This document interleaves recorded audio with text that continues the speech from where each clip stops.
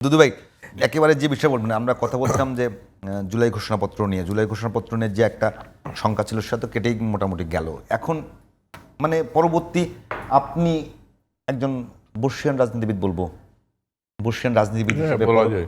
পরবর্তী মানে সামনের দিনে নির্বাচন বাকি থাকলো, জুলাই সনদ বাকি থাকলো, সেটার কোনো সংকট দেখছেন কিনা? আপাতত আজকের যে মানে ঐতিহাসিক দিন 5ই আগস্ট, আমরা যে দিনটা বসে এই মুহূর্তে বসছি, ঠিক 1 বছর পিছিয়ে যদি যায়, মানে মুক্তির যে আনন্দ, সেটি আমার মনে হয় আজকে এই মুহূর্তে যারা অতটা হয়তো ফিল না আমরা নাও করতে পারি, কিন্তু 1 বছরের আগেই গিয়ে মানে ওই দিন মানে 2:25 তিনি পালাইছেন টেলিভিশনের মধ্যে। আমি ঠিক সময়টা জানতাম না, 2:25-এর দিকে আজকে ইয়ে করলাম। না, ঠিক 1-25 যখন দিন গোনা সময় গণনা শুরু হলো, টেলিভিশনের সামনে আমি ছিলাম। সেই ঐতিহাসিক দিনে আমরা বসে এতটুকু বলতে পারি যে 54 বছর আমরা অনেক কিছু মিস করছি। যা হওয়া উচিত ছিল হয় নাই, যা হয়েছে জাতি প্রত্যাশা করে নাই। কিন্তু 54 বছরে যে সবটাই খারাপ এমন না।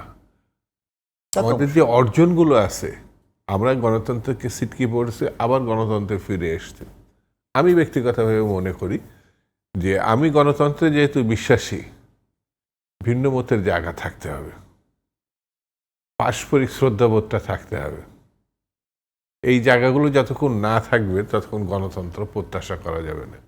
যে বিষয়টি এতক্ষণ আলোচনা করলেন আপনি, সেটি হচ্ছে যে গুণ খুম, অর্থাৎ নারকীয় যে ঘটনাগুলো, সেটাকে আড়াল করা, এটা খুব কঠিন ব্যাপার।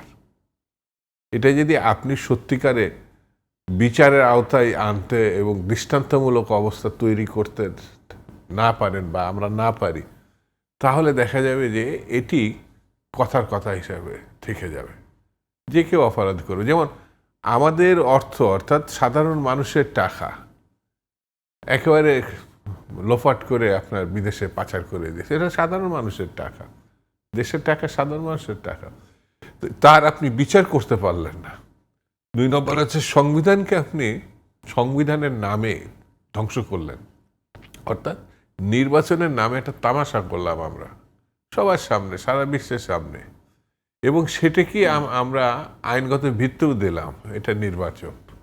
তো এই বিষয়গুলো যদি আপনি সংবিধানে মানে যথাযথভাবে রাখতে পারেন, তাহলে আগামী প্রজন্ম এটা জানতে পারবে, শুধু গবেষকরা না, যারা রাজনীতি, একটা ব্যারিয়ারও তৈরি হবে।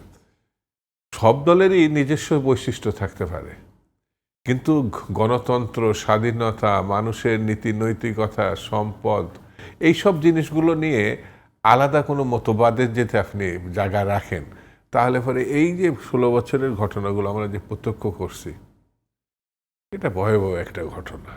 আপনি দেখেন যে এই 1 মাসে মানে জুলাই এবং আগস্টের কিভাবে নির্বিচারে 100-র অধিক শিশু তার মায়ের কোলে গিয়ে বাইরে গেছে, অথবা সাদে গেছে দেখতে, মারা গেছে।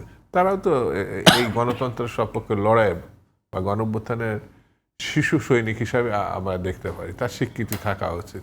ঠিক তেমনি এমন অনেক পরিবার আমি দেখছি পত্রপত্রিকা, মিডিয়ার মধ্যে, একজনই পরিশ্রম করার উপার্জনের লোক ছিল, ইয়াং, সেই ছেলেটি মারা যাওয়াতে দেখা 3টা বোন অসহায়ের বসে রয়েছে, মা ছাড়া কেউ নাই। এরকম অসংখ্য পরিবার। তো আমরা সেই জায়গায় রাষ্ট্র তাদের পাশে কতটুকু দাঁড়াতে পেরেছে। যেমন 71 লক্ষ লক্ষ শহীদ হয়েছে, সেই সময় তাদের জন্যে কতটা করা সম্ভব হয়েছিল। তো এই ধারাবাহিকতা, আপনি যেটা সংবিধানের আওতার কথা বললেন, অপকর্ম আর সুকর্ম দুটোই থাকা উচিত। অর্থাৎ অপকর্ম যে করছে আর সুকর্মের সঙ্গে এই যে শহীদরা যারা লড়াই করেছেন, এটা শুধু আমি 1 মাসের লড়াই মনে করি না, 16 বছরের লড়াই। আপনাকে যদি একটু ইয়াদ করি যে শেখ হাসিনার এই যে ফেসিবাদ হয়ে ওঠার পেছনে ছিল শুদ্ধ বা ভালো নির্বাচন না হওয়া। এরপরে শেখ হাসিনার পতনের পর একটা ভালো নির্বাচন অনুষ্ঠানের জন্য সব প্রচেষ্টা থাকা উচিত। আপনি বলছেন যে রাজনৈতিক দলগুলোর ভেতরে একে অপরের প্রতি শ্রদ্ধা বোধ থাকা উচিত, কিন্তু শেখ হাসিনার মতোই যদি হয় যে আমি নির্বাচনে জয়ী হব না বলেই নির্বাচনের যে শুদ্ধ ব্যবস্থা সেটাকে নষ্ট করবো বা নির্বাচন বিলম্বিত করব, এরকম প্রচেষ্টা কিন্তু দেখা যাচ্ছে অনেক পক্ষ থেকে। বিএনপির পক্ষ থেকে অভিযোগ করা হচ্ছে এবং বাস্তবতাও দেখা যাচ্ছে। সরকারের পক্ষ থেকে এখন পর্যন্ত একেবারে ভালো একটা নির্বাচন করবার জন্য যে প্রস্তুতিগুলো নেবার কথা সেগুলো কিন্তু এখন পর্যন্ত আসেনি। এবং সেটি একটা দেবেন, গতকালকে টিআইবি যে রিপোর্ট দিয়েছে সেখানে সরকারের যে সংস্কারগুলো অগ্রাধিকার ভিত্তিতে আসার কথা সেগুলোর ক্ষেত্রে খুব বেশি গুরুত্ব সরকার দেয়নি। যেমন উদাহরণ হিসেবে তারা দিয়েছেন যে জনপ্রশাসন সংস্কার কমিশনে শতাধিক সুপারিশের মধ্যে তারা কয়েকটি সুপারিশ চিহ্নিত করা হয়েছে, তার মধ্যে শৌচাগার পরিষ্কার রাখার মতো সুপারিশকে তারা প্রাধান্য দেওয়া হচ্ছে। এটা টিআইবির রিপোর্ট। না টিআইবিকে একটা রিপোর্টে বলছে, যে রিপোর্টটা আমি মনে করি তারা গবেষণা লুপ্ত পরিশ্রম করেই একটা রিপোর্ট তারা দাঁড় করায়। কখনো এই রিপোর্টের পক্ষে যারা যায় তারা আবার তাদের মতো করে দেখে না, এগুলো গণমাধ্যমের রিপোর্টের উপর তো করে, তো দুদু ভাই গণমাধ্যমের রিপোর্ট করে আর কি। আর বাস্তবতা হচ্ছে জনপ্রশাসনের ব্যাপারে আইন শৃঙ্খলা বাহিনীর নির্বাচন নিয়ে বলেন, তার নির্বাচনের সরকার কত নিয়ে গেছে, এদের যে বিষয়গুলো সক্ষমতা অক্ষমতা, আমি মনে করি পিপুলস কি চাচ্ছে। কোনো আইন দিয়ে কিন্তু গণ অভ্যুত্থান হয়নি না। মানে আপনি যদি দেখেন যে শেখ হাসিনা সব কিছু দখল করে ফেলছিল, পুলিশ, সিভিল ব্যুরোক্রেসি, এমনকি মিলিটারি তার সাজানো মিলিটারিটা এখন কম বেশি আছে। তারা একটা সময় পিপুলসের পক্ষে গেছে, অর্থাৎ নীরব হয়ে গেছে। সেটাকে ধরে নেওয়া হচ্ছে এর প্রতি সেনাবাহিনীর সমর্থন ছিল। আর সক্রিয়ভাবে আন্দোলনকারীদের খুন করেছে আইন শৃঙ্খলা বাহিনী, তাদেরকে ধরে নেওয়া হচ্ছে একেবারে সক্রিয়ভাবে তারা হাসিনাকে বা ওই ফ্যাসিবাদী শাসনকে সমর্থন করে। আমার কাছে মনে হয়েছে এইসব বন্দুক, এইসব খুনাখুনি, এইসব মানে ঘটনার থেকেও জনশক্তি অনেক বেশি কার্যকর। পিপুলস ওরিয়েন্টেড যে ঘটনা, পাকিস্তানি আমলে 17 নির্বাচনে দেখবেন তখনকার মুসলিম লীগ পাকিস্তান পরিচালনার সব জায়গায় তারা রন্দে রন্দে ছিল, কিন্তু পিপুলস যখন মনে করছে এদের ফেলে দেবে, ছুঁড়ে ফেলে দেবে, একেবারে ধ্বংসই করে দিছিল। সেটা 71-এর আগেই কিন্তু পাকিস্তান ধ্বংস হয়ে গেছে 17 নির্বাচনে আমার বিবেচনায়।